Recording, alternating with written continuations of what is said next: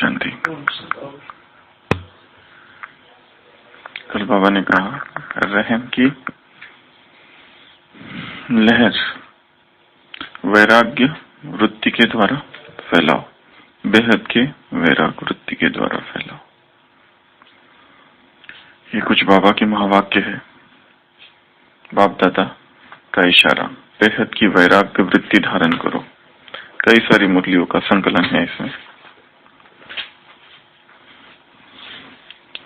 तो इस हफ्ते के लिए हमारे लिए होमवर्क है पावरफुल वैराग्य वृत्ति, पावरफुल तपस्या, पावरफुल मनसा सेवा, पावरफुल साधना। ये मुरली है 26 जनवरी 1970 की। जितना स्नेही होगा उतना बेहद का वैराग होगा। जितना स्नेही उतना बेहद का वैराग। यह है किसका अर्थ? स्नेह भी जहां है और वैराग भी जहां। ऐसा कौन सा शब्द है जिसमें दोनों शब्द आ जाते हैं? वह शब्द जहां हम रहते हैं। यह है मधुबन का अर्थ। अति स्नेही और इतना ही बेहद की वैराग वृत्ति। अगर मधुबन के विशेष गुण जीवन में धारण करके जाए तो सहज ही संपूर्ण बन सकते हैं। एक स्नेह से दूसरे बेहद की वैराग वृत्ति से कोई भी परिस्थिति को सहज ही सामना करेंगे। सफलता के सितारे बनने के लिए यह दो गुण मुख्य। मधुबन की सौगात ले जाना। अभी ऐसे बदल कर दिखाओ जो सभी के आगे उदाहरण, मूल, दृष्टांत, एग्जाम्पल, सैंपल, जो भी देखे क्या अनुभव करे। कल की मुरली से नैनों में, दृष्टि में, बोल में, वाइब्रेशंस में कैसे है? न्यारे है, अलौकिक है। साधारण नैन नहीं है, अलौकिक नैन है। जो भी देखे क्या कहे? कहाँ से आए, किसके है, कैसे बने, ये प्रश्न उनके मन में आए। इस वायुमंडल में भी ऐसे बन सकते हैं? वो खुद ही स्वयं से पूछे कि ऐसे भी बन सकते हैं क्या? तो अभी ऐसा बदल कर दिखाओ जो सभी के आगे एग्जाम्पल बने।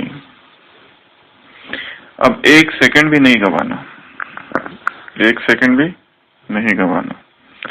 वक्त है कम और लंबी मंजिल, तुम्हें तेज कदम चलना होगा। साधन और सुविधाओं के शैया पर मत सो जाना। माया के प्रलोभन प्यारे हैं, इनके वश न हो जाना। तुम्हें सतत साधना की उन्नत सीढ़ी पर चल गलना होगा। इसके लिए वक्त है कम और लंबी मंजिल, तुम्हें तेज कदम चलना होगा। हे परम तपस्या के पथिको, हे परम तपस्या के पथिको, तुम्हें नूतन पथ रचना होगा। एक नया पथ रचना होगा। तो अभी ऐसे बदल कर दिखाओ जो सभी के आगे एग्जाम्पल बने। अब एक सेकंड भी नहीं गंवाना। चेक आप कर सकते हो। अब समय बहुत थोड़ा रहा है। 1970 समय भी बेहद की वैराग वृत्ति को उत्पन्न करता है। एक है पहले से वैराग वृत्ति उत्पन्न करना, अगर नहीं की तो समय उत्पन्न करेगा। कैसे? ऐसी परिस्थितियां क्रिएट करेगा, कुछ नहीं मिलेगा, साधन नहीं मिलेंगे, तब वैराग आएगा फिर। लेकिन समय के पहले जो अपनी मेहनत से करेंगे उनको फल ज्यादा मिलेगा। उनका लिखा है जो खुद नहीं कर सकेंगे उन्हों के लिए समय हेल्प करेगा, लेकिन वह फिर समय के खाते में, लेकिन वो समय की बलिहारी होगी, अपनी नहीं। तो क्या सुना? जितना स्नेही होंगे उतना बेहद के वैरागी। तो वैराग को धारण करना है। वैराग वृत्ति को इमर्ज करने के लिए बाबा ने कहा। साधन तो बहुत दे दिए, आवश्यकता से तो ज्यादा साधन दे चुके हैं बाबा। आवश्यकता भी है उनकी सेवा के लिए, परंतु अभी साधना को बढ़ाओ, अभी साधना को बढ़ाओ। पावरफुल साधना, पावरफुल वैराग, पावरफुल तपस्या, पावरफुल सेवा, मनसा सेवा के निमित्त बनो। किससे? तपस्या से। मनसा सेवा के निमित्त कैसे बनना है? तपस्या के आधार से। अति स्नेही और इतना ही बेहद की वैराग वृत्ति। अगर मधुबन के विशेष गुण जीवन में धारण करके जाए तो सहज ही संपूर्ण बन जाएंगे। एक स्नेह से दूसरे बेहद की वैराग वृत्ति से कोई भी परिस्थिति को सहज ही सामना कर सकते हैं। अगर बेहद की वैराग वृत्ति है तो कोई भी परिस्थिति आए सामना कर सकते हैं। परिस्थिति आएगी भी कहां से? पुरानी दुनिया है। आज की मुरली का वरदान, कोई भी बात तुम्हारी खुशी को गायब नहीं कर सकती, कोई भी बात तुम्हें फिक्र में नहीं ला सकती। ब्राह्मणों के साथ जो भी होगा अच्छा ही होगा, बुरा हो ही नहीं सकता। जो होगा अच्छा होगा। हर बात में पॉजिटिविटी देखने का संस्कार। जैसे कल हम चर्चा कर रहे थे ना, महाभारत में श्री कृष्ण का पात्र ऐसा है कि जहां हर जगह पर वो ऊपर से देखा जाए तो अन्याय हो रहा है, बार बार अन्याय हो रहा है पांडवों के साथ, परंतु श्री कृष्ण के चरित्र ऐसा है कि वो हर जगह सकारात्मकता ही देखता है। हर जगह ऐसा देखता है कि जैसे उसमें ही कुछ कल्याण छिपा हुआ है। ये इसके लिए वो एकमात्र पात्र ऐसा है जिसकी आंखों में कभी आंसू नहीं आते। वो अचल अडोल है, जो हमारी परिभाषा के अनुसार कोई भी परिस्थिति उसे दुखी नहीं करती, कोई भी परिस्थिति उसे उदास नहीं करती। कभी कभी वो डिप्रेशन में नहीं जाता है, कोई डर नहीं है उसको किसी का भी, कोई भी अप्रभावित है वो, ऐसा व्यक्तित्व है उसका। वो हमारी संपूर्ण अवस्था का जैसे प्रतीक है और निरंतर उसको याद है कि मैं किस लिए आया हूं। वो दिखाया है जब वो सांदीपानी का आश्रम में रहता है तो उसका जो मित्र होता है वहां सुदामा, वो कहता है कि मैंने सुना है कि तुम बहुत मुरली बजाते थे पहले। वो कहता है मुरली बजाने का युग समाप्त हुआ तब, बस अब नहीं।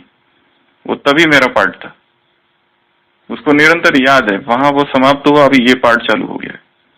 अभी वो बातें इधर नहीं लानी है, वो पार्ट उधर का था, अभी ये पार्ट दूसरा है। निरंतर उसे स्मृति है और इसके लिए उसकी स्थिति जो है वो अचल अडोल है। कोई भी बात उसे डिस्टर्ब करती, कहीं पर भी वो डिस्टर्ब होते हुए नहीं दिखाया गया है। बहुत ही दुखी हो गया, उदास हो गया, कहीं पर भी नहीं। तो एक स्नेह से दूसरे बेहद की वैराग वृत्ति से कोई भी परिस्थिति को सहज ही सामना कर। सफलता के सितारे बनने के लिए ये दो मुख्य गुण मधुबन की सौगात ले जाना। अभी ऐसा बदल कर दिखाओ जो सभी के आगे एग्जाम्पल बनो। अब एक सेकंड भी नहीं गवाना।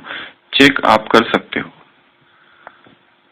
चेक कर सकते हो। ऐसी सूक्ष्म चेकिंग कल भी बाबा ने 5 बातों की सूक्ष्म चेकिंग करी थी।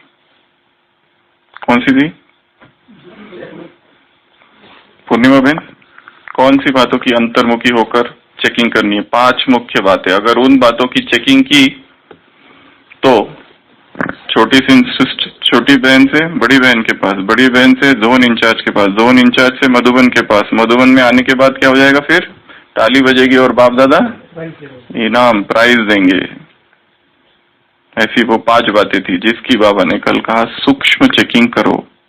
कौन सी थी बहनों की तरफ से? किसमें? सबसे पहला कितनों को सुख दुख तो नहीं दिया, परंतु सुख का खाता कितना जमा किया, फर्स्ट चेकिंग। दूसरा, नाराज तो नहीं किया परंतु राजी कितनों को किया, और किसको राजी किया? जो नाराज है उसको राजी किया कि जो राजी है उसी को राजी कर दिया? ये सेकंड। तीसरा, मीना सिस्टर, कौन सी सूक्ष्म चेकिंग करनी है कल की मुरली से? व्यर्थ संकल्प तो नहीं चला है, लेकिन समर्थ संकल्प का कितना जमा किया? समर्थ संकल्प कितने जमा किए? चौथा, शुभ भावना रखी। शुभ भावना तो रखी, परंतु उसका रिस्पॉन्स क्या था? रिस्पॉन्स क्या मिला? पांचवा, सबसे पावरफुल, चाहे वो बदले नहीं बदले या न बदले, हम संतुष्ट रहे। तो सुख कितनों को दिया सार में, राजी कितनों को किया, समर्थ संकल्प कितने किए, रिस्पॉन्स कितना मिला शुभ भावना का, और पांचवा, संतुष्ट कितने रहे। ये 5 सूक्ष्म चेकिंग करने के लिए कल बाबा ने कहा। सूक्ष्म चेकिंग करो, अंतर्मुखी होकर करो, तो क्या हो जाएगा? प्राइज मिलेगा। फिर बाबा ने क्या कह दिया बाद में? अभी मुबारक दे दे, प्राइज बाद में देंगे। और प्राइज किस किस को देंगे? और उसमें भी गड़बड़ करते हैं हाथ उठाने में। क्या गड़बड़ करते हैं? बिना समझ के हाथ उठाते हैं, मिक्स हाथ उठाते हैं। इसके लिए बाबा फिर कैसे प्राइज दे देगा? ज्यादा तो आए भी नहीं। और ज्यादा आए नहीं, सारे है ही नहीं। सारे इकट्ठे हुए नहीं है, इसके लिए कैसे प्राइज देंगे? चारों ओर के आए नहीं है। अगर प्राइज देंगे तो बाद में उल्टा करेंगे तो बाबा के ऊपर बोझ चढ़ेगा। बाबा के ऊपर बोझ, हिसाब किताब, भगवान के हिसाब किताब, किसकी आत्माओं के साथ। तो ये थी 26 जनवरी 1970 की। अभी है 2 जुलाई 1970 की मुरली। अभी यही तीव्र पुरुषार्थ करना है। इस हफ्ता हम केवल वैराग पर पढ़ेंगे। बाबा ने वैराग का होमवर्क दिया है। अभी यही तीव्र पुरुषार्थ करना है। इस पुरानी दुनिया से बहुत सहज बेहद का वैराग लाने का साधन क्या है? क्या साधन है? कल वैराग की क्या परिभाषा दी थी संतोष भाई? वैराग की परिभाषा दी है कल बाबा ने। होते हुए भी दूर रहना, यह है वैराग। है परंतु दूर। किसका उदाहरण दिया? ब्रह्मा बाबा का। क्या उदाहरण दिया? साधन तो दूसरों को दिए, खुद प्रयोग नहीं किया। एक और वैराग का यज्ञ की स्थापना का भी उदाहरण बाबा ने दिया। क्या स्थापना का उदाहरण दिया? यज्ञ की स्थापना में क्या था? बेहद के वैराग्य वृत्ति की भट्टी में पड़े, 14 वर्ष तपस्या की। लक्ष्य फिक्स था बिल्कुल, बस उतना ही, तपस्या ही करना है। इसके अलावा जो भी चीजें हैं वो सब वेस्ट ऑफ टाइम है। यहाँ पर समय कौन सा चल रहा है? ये बस अगर ये छोड़ के ब्राह्मण जीवन में तपस्या, ज्ञान और योग छोड़ के करने की बहुत सारी चीजें हैं जिसमें व्यक्ति भटकता है, सोचता है ये जरूरी है। भगवान क्या कह रहा है? पर तपस्या का वायुमंडल फैलाओ। 4 कारण बताए उसके लिए। कौन से? कल की मुरली से। सबसे पहले तो वैराग किससे? साधनों से। साधना कम ना हो, वैराग हो। साधन बहुत मिले, आवश्यकता से कहीं कहीं ज्यादा मिले। प्रयोग साधनों का ज्यादा कर रहे हैं, जितना चाहिए उतना। रहना खाना पीना तो बाबा ने दे दिया है। अब जिसको नहीं मिला है उसका कारण है अलबेलापन और आलस, ये उसी का कारण है, उसकी वजह से बाबा ने तो दे दिए। एक तो ब्राह्मणों के लिए का वैराग की बात है। दूसरी बात, दूसरी कैटेगरी कौन सी है संसार की? भक्त संसार की आत्माएं क्या है? हद की इच्छाओं के कारण दुखी, परेशान, अशांत। तो उनको भी वैराग्य वृत्ति से ही, जब तक आपकी वैराग्य वृत्ति उन तक ना पहुंचे या उनमें बेहद का वैराग न उत्पन्न हो, वो परेशानी से छूट नहीं सकते। Second category. थर्ड कैटेगरी, सहयोगी जो आत्माएं आए हैं, बहुत फर्स्ट क्लास आत्माएं जो आई है अभी, उनको क्या सहयोगी रखना है क्या केवल? वो कैसे बनेंगे सहयोगी? वैराग्य वृत्ति के द्वारा, तपस्या के वातावरण द्वारा, साधना के वातावरण द्वारा। और चौथी बात कौन सी कही वैराग के लिए बाबा ने? तुम सब कौन हो? जड़े। जड़ नहीं, जड़े। जड़े हो। अच्छा। तो हम सब जड़े हैं, फाउंडेशन है, हमारी किरणें विश्व में फैलेगी। अगर हमारे अंदर मोह है, अगर हमारे अंदर राग है, हमारे अंदर आसक्तियां है, तो वही संसार में भी फैलेगी। तुम्हारा एक एक संकल्प संसार तक पहुंचता है। तुम रिस्पॉन्सिबल हो संसार की जो स्थिति नीचे जा रही है उसके लिए।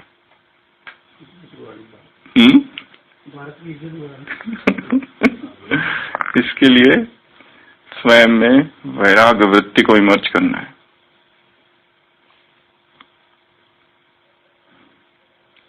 बाबा यहाँ साधन पूछ रहे, सहज साधन कौन सा है? स्नेह, इतना स्नेह कि वैराग वृत्ति इमर्ज हो जाए, भगवान से सर्व संबंध। अब तक तो स्नेह कैसा था? बिखरा हुआ था, टुकड़े टुकड़े, विभाजित था, खंडित था। अभी अखंड है, अभी एक से सर्व संबंध है। दिल के टुकड़े हजार, कोई यहाँ गिरा, कोई वहां, तो अभी एक से सर्व संबंध। क्या साधन है? एक तो स्नेह, दूसरा नहीं, वैराग्य वृत्ति इमर्ज हो उसके साधन।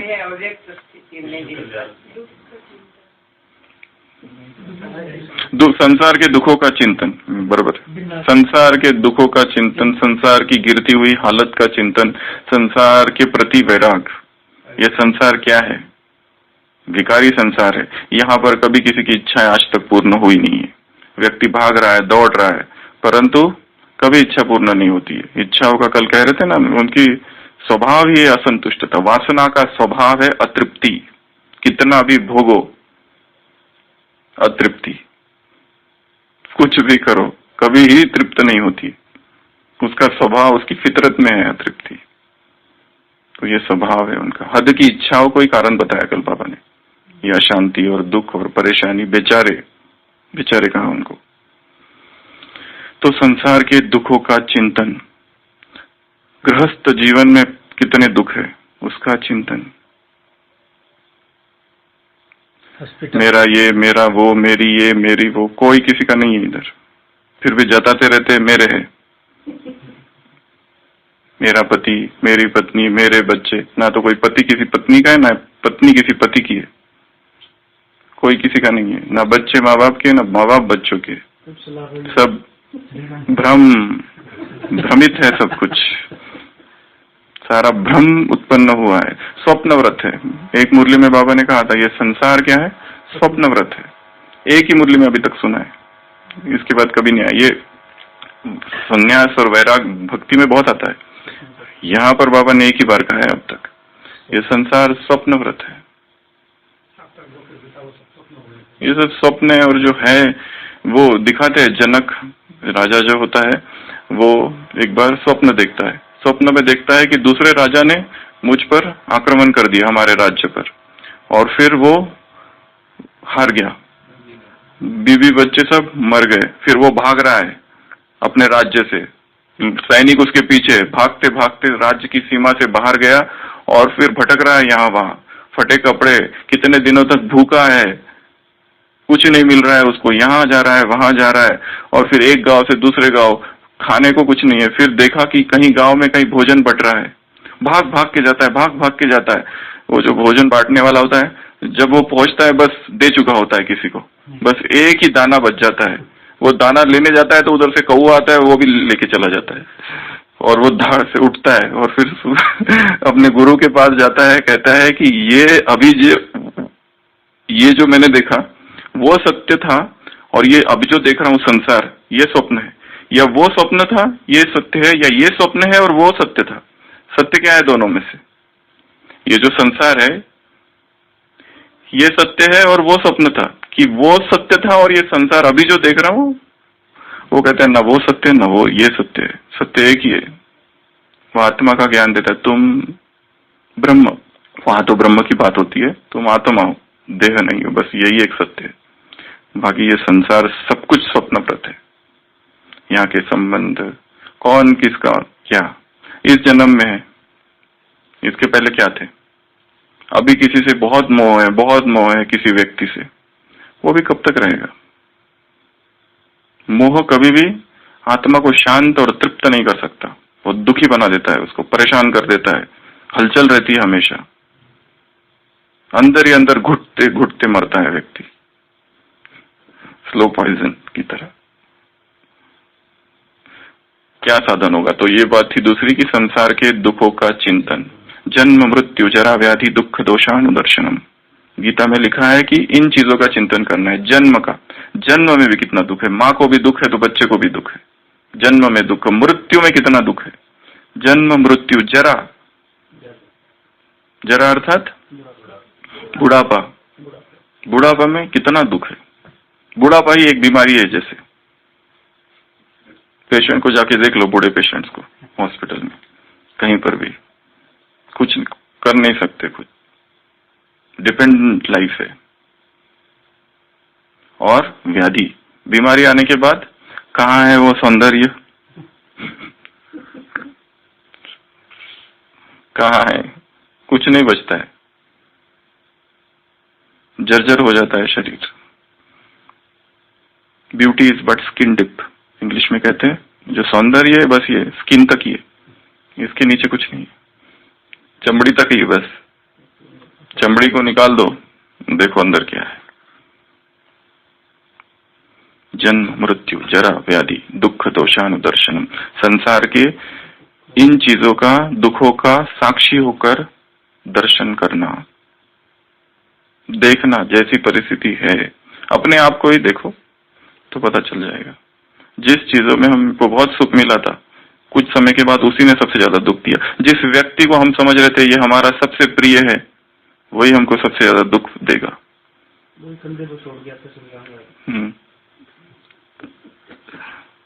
अनित्य संसार है, असार संसार है, उसमें व्यक्ति फंसे हुए हैं, सोचते हैं हम बहुत सुख में है।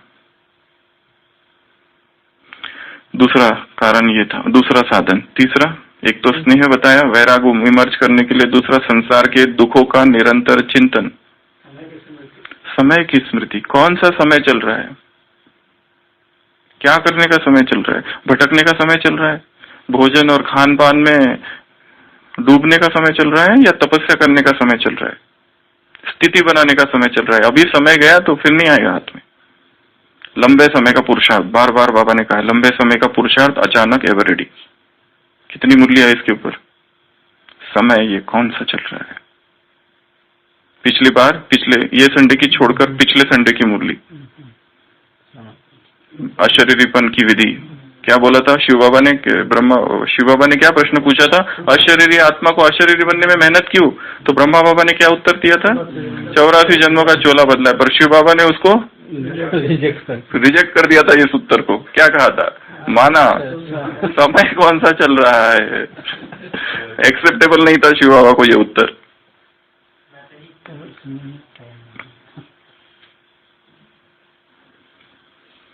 समय कौन सा? समय की स्मृति, संगम युग का समय चल रहा है, सदा खुश रहने का समय चल रहा है। हर मुरली में, अभी कल भी बाबा आएंगे, फिर से वही कुछ सालों से एक ही बात रिपीट हो रही है, सदा खुश रहो, सदा खुश रहो, खुश रहो। अब खुश नहीं रहेंगे तो कब रहेंगे? यही सारी बातें चल रही है। समय कौन सा है? आज भी बोला, खुशियों का सागर तुमको मिला है। किस लिए? खुशियों का अखुट खजाना तुमको बांटते, इसके लिए तुम्हारी खुशी कभी भी गायब हो नहीं सकती। आज का वरदान है, खुश रहना, खुशी बांटना। कोई भी बात दुखी नहीं कर सकती। तो कोई भी बात, हमारी खुशी का रिमोट कंट्रोल हमारी जेब में हो, उसकी जेब में नहीं। उधर से दबाया खुश, उधर से दबाया दुखी। अच्छा बोला, हमारी तारीफ की, मदद की, सहयोग दिया, स्नेह किया, खुश। अच्छे से नहीं बोला, व्यवहार खराब किया, दुखी। रिमोट कंट्रोल किधर है हमारा? देवेंद्र भाई, किधर रखा है रिमोट कंट्रोल? बहुतों को दिया हुआ है, एक भी नहीं, बहुतों को, कईयों के हाथ में। समय कौन सा? समय की स्मृति वैराग दिलाएगी। चौथा, भूल गए हम सब अतिथि है, हम यहाँ अतिथि है, ये हम यहाँ मेहमान है। ये हमारा घर है ही नहीं, हमारा घर उधर है, कहीं और। यहाँ आए हैं, एक स्टेशन अहमदाबाद आबू रोड तक आना था, अहमदाबाद रुके हैं, वहां से ट्रेन चेंज है, थोड़े देर वो क्या वेटिंग रूम में रुके। ये संसारी वेटिंग रूम है पूरा, ये हमारा घर है ही नहीं। हमको वापस जाने की स्मृति, लास्ट संडे में वही था ना, वापस जाने की स्मृति। अभी वापस जाने का समय है, वापस जाने का समय है कि नए नए बंधन बनाने के समय है।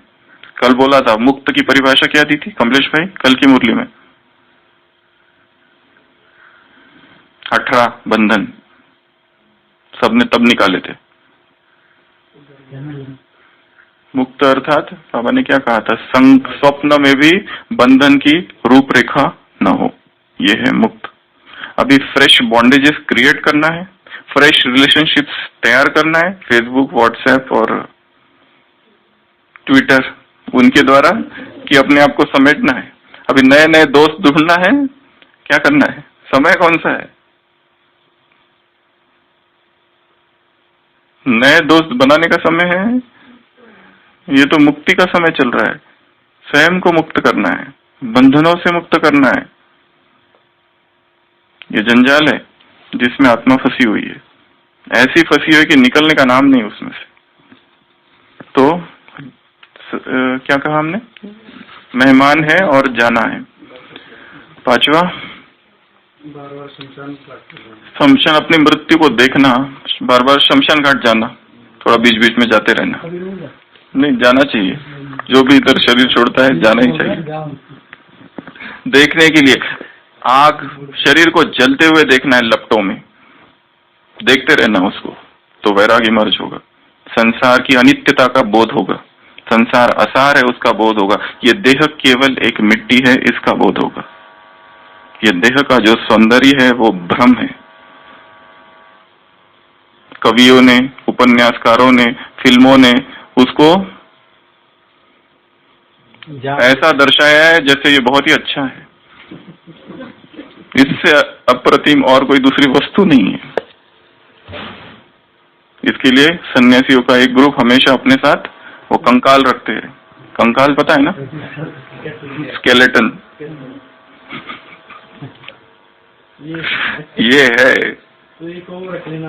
हाँ, अपने साथ वो रखना। हाँ, अदृश्य याद दिलाने के लिए सन्यासी राख लगा लेते हैं शरीर पे। राख किसका प्रतीक है? सब कुछ नष्ट हो जाना है, कुछ नहीं बचेगा, सब कुछ गारत हो जाएगा इस संसार में जो भी दिख रहा है। वैराग लाने की विधियां निकाली है उन्होंने भी। जो इंदिरा भाई का जो शरीर छोड़ा था ना 7 दिन तक रखे। कौन? इंदिरा भाई। उसमें तो उसके नदी की इतने स्मेल मारा है, बाप रे। नदी जा भी नहीं सकती, अगरबत्ती लगा के रखने को तैयार नहीं है लोग।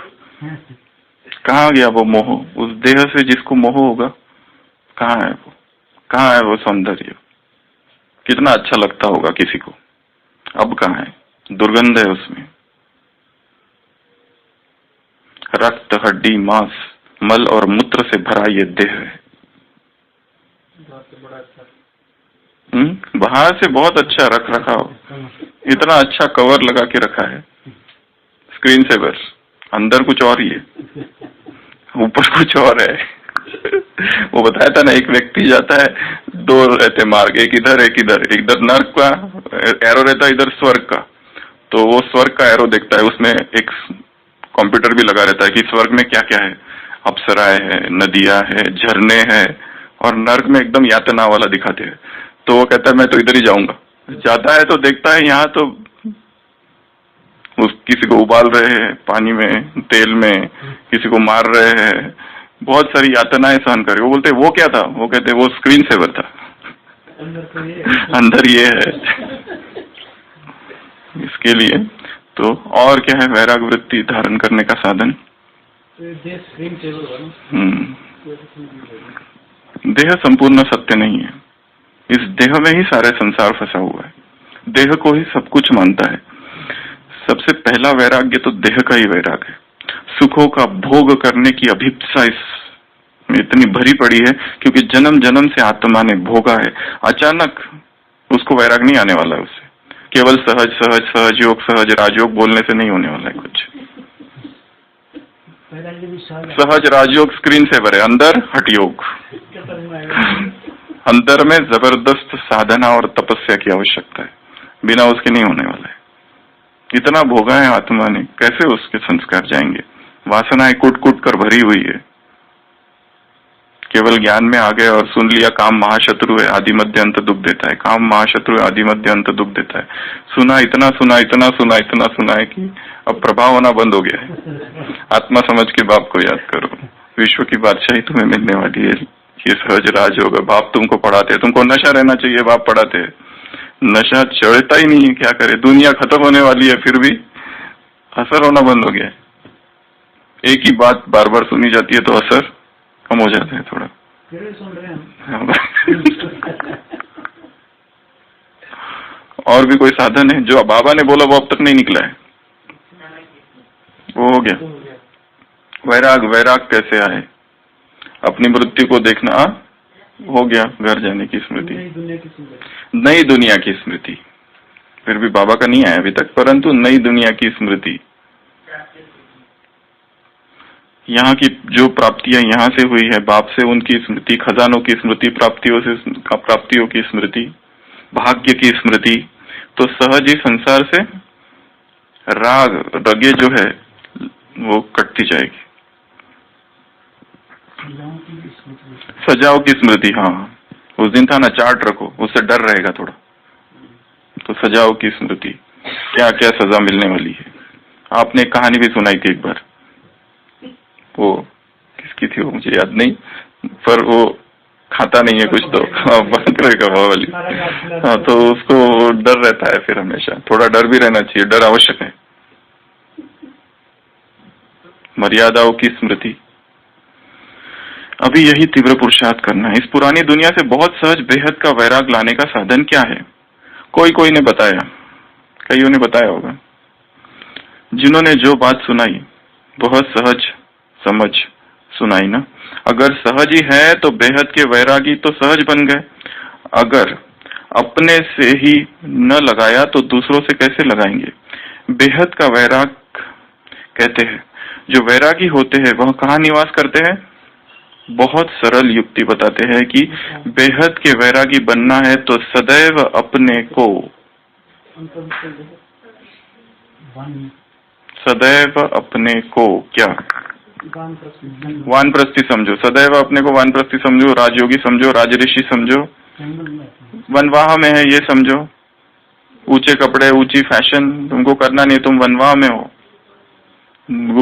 गुफा में बैठे हुए, अंतर्मुक्ता की गुफा में बैठकर तपस्या करने वाली मैं तपस्वी महायोगी तपस्वी आत्मा हूँ।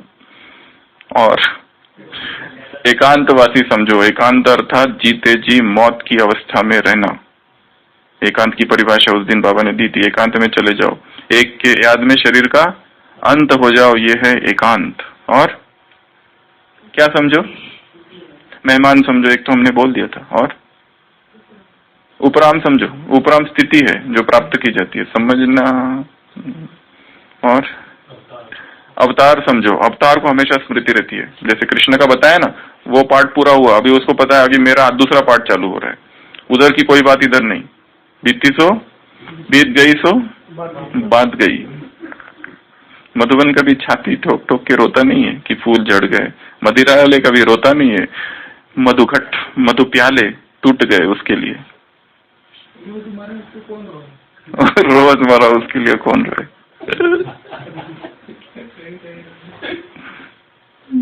और कि मैं त्यागी हूँ, मैं तपस्वी हूँ। इसमें और एक बात बोली अभी तक नहीं आई है, वैरागी बनने का सहज साधन।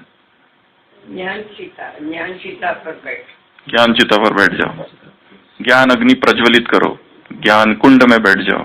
बेहद की वानप्रस्थी, विश्व कल्याणकारी, विश्व परिवर्तक समझो। और कॉन्ट्रास्ट देखो, मन बना भव और कॉन्ट्रास्ट देखो। कौन सा कॉन्ट्रास्ट? अपने को मन बना भव रखो। हाँ। और कॉन्ट्रास्ट देखो। कौन सा कॉन्ट्रास्ट देखो? किसका? सत्य और असत्य, सत्य असत्य, नित्य अनित्य, झूठ और ये महान अंतर देखो। और तो सदैव अपने को क्या समझो? आत्मा समझो। चलो ठीक है, अशरीरी आत्मा समझो। बहुत सरल युक्ति बताते हैं कि बेहद के वैरागी बनने हैं तो सदैव अपने को मधुबन निवासी समझो। जो है वही नहीं लेकिन मधुबन को खाली नहीं देखना। मधुबन अर्थात मधुबन कोई एक केवल रहने का स्थान मात्र नहीं है, ये भौगोलिक व्यवस्था नहीं है। मधुबन शुद्ध संस्कृति का द्वीप है, द्वीप नहीं द्वीप है। यहाँ पवित्रता की जो कुंजी है वो हृदय में रखने के लिए है। मधुबन केवल स्थान नहीं है, कुछ और भी है। लेकिन मधुबन को खाली नहीं देखना। मधुबन है ही किसके साथ? मधुसूदन के साथ। मधुबन है ही मधुसूदन के साथ।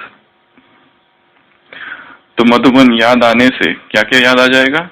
मीठा मधुबन देख के बाबा याद तुम्हारी आती है। मधुबन देखने से चिमन भाई क्या क्या याद आ जाएगा? कल की मुरली में भी मधुबन का वर्णन था। जैसे मधुबन में ब्रह्मा बाबा ने त्याग, तपस्या और कर्म के वाइब्रेशन यहाँ समाये हुए हैं, वैसे ही विशेष आत्माओं के वायुमंडल का भी उसको देखते तो जैसे अलौकिक अनुभव होता है, अलौकिक प्रभाव उनका है यहाँ पर। तो मधुबन को देखते हैं तो क्या याद आना चाहिए? बाबा याद आ जाएगी, मम्मा याद आता है, सेवा, मुरली। मधुबन में राधिका नाचे भी। गोप गोपियों का गायन किसका है? हमारा है। गोप गोपियों का गायन हमारा है। और तपस्या, मधुबन में आते ही ये याद आया, ये तपस्या का समय है। यहाँ किस लिए आए थे? तपस्या करने आए थे। जो भी आते हैं अपना जेब में जो है ना डाल के जाते हैं। स्वाहा करने का ये स्थान है, यज्ञ कुंड। तो मधुबन याद आने से बाप दादा याद आएंगे, दैवी परिवार, त्याग, तपस्या और सेवा भी याद आ जाते हैं। तो आज सारे दिन भर मधुबन में घूमते हुए सोचो कहाँ है, कौन सा स्थान है। मधुबन के नामों की स्मृति लाओ। जो कुछ स्लोगन जहाँ जहाँ लिखे हुए हैं उनको देखो और थोड़ी देर दृष्टि वहां ठहराओ, उनके ऊपर थोड़ा चिंतन भी करो। कितने सारे स्लोगन लगे हुए हैं। एक दिन यही अभ्यास करो, जो जो स्लोगन है केवल उनको देखना और क्या क्या लिखा है वहां पर। मधुबन तपस्या भूमि भी है। मधुबन एक सेकंड में सभी से त्याग कराता है। यहाँ बेहद के वैरागी बन गए हो ना, तो मधुबन है ही त्यागी, वैरागी बनाने वाला। केवल आने मात्र से वैराग उत्पन्न होता है संसार से। जब बेहद के वैरागी बनेंगे तब बेहद की सर्विस कर सकेंगे। कहाँ भी लगाव नहीं। कल ब्रह्मा बाबा का उदाहरण दिया था, बच्चों में भी लगाव नहीं तो वैभव में भी लगाव नहीं और बच्चों में भी लगाव नहीं। ये विशेषता देखी। अपने आप से भी लगाव नहीं लगाना है तो औरों की तो बात ही छोड़ो, अपने आप से भी लगाव नहीं लगाना है। अपने आप से लगाव अर्थात अपने आप से लगाव की क्या परिभाषा है? देह से, मेरी विशेषता, मेरा ये अच्छा है, मेरा वो अच्छा है, मियाँ मुट्ठी समझना, शेखी बगाड़ना, मैं ये करता हूँ, मैं वो करता हूँ, मैंने ये किया, मैंने वो किया। तो अपना ही अपने को महान समझना। वो अपने पैरों पर कुल्हाड़ी मारता है, वो दूसरा है। तो जब अपनी ही देह से लगाव नहीं रखना है तो दूसरों की देह से क्या लगाव रखना है? अपनी ही देह से नष्ट होना है तो दूसरों की देह से क्यों लगाव रखने की तो बात ही नहीं है। तो बेहद की वैराग वृत्ति को इमर्ज करो फिर से। अच्छा, ओम शांति।